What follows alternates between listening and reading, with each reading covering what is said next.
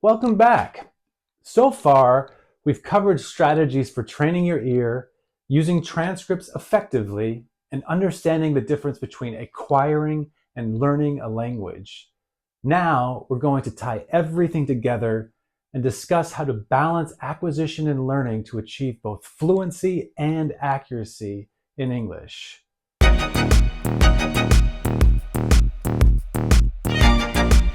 A few years ago now, the video game Guitar Hero was very popular.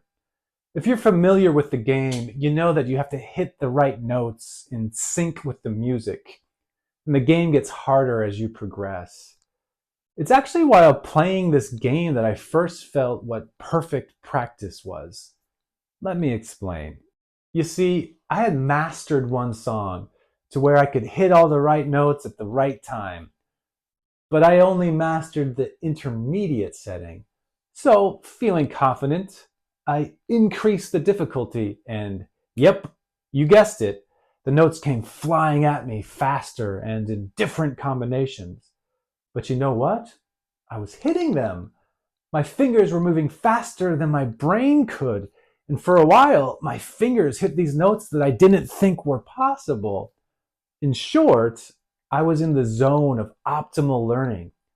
I had found the sweet spot between too easy and too hard. Of course, soon enough, the song got even harder and I couldn't keep up and I failed miserably. But all of this illustrates an important point.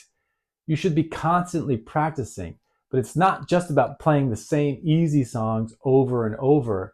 It's about finding that sweet spot where you're being challenged enough to improve, but not so much that you feel overwhelmed. This is similar to language learning. Acquisition is about immersing yourself in meaningful content and pushing yourself just outside your comfort zone. And learning the language helps refine your skills so you can play, so to speak, more perfectly.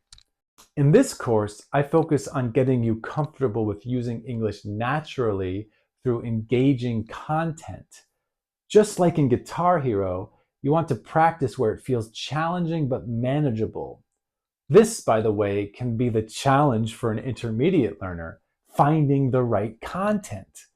Because Netflix and movies are way too difficult and use vocabulary and phrases that, honestly, only the most advanced speakers use.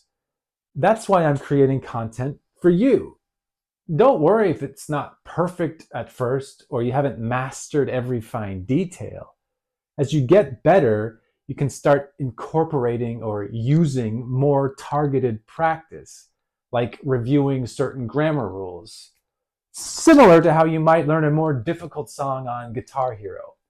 Remember, it's about improving in a way that feels natural and fun.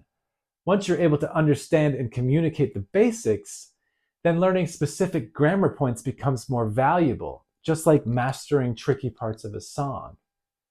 Never forget, it's far more important to have daily contact with the language than to try and master a grammar point. I mean, if you love grammar, please, by all means, do it, as long as you spend time in the language. But if thinking about grammar makes you not want to look at English, then don't worry about grammar.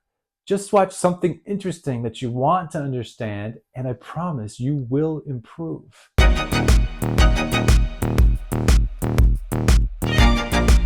To sum up, here's how to balance acquisition and learning.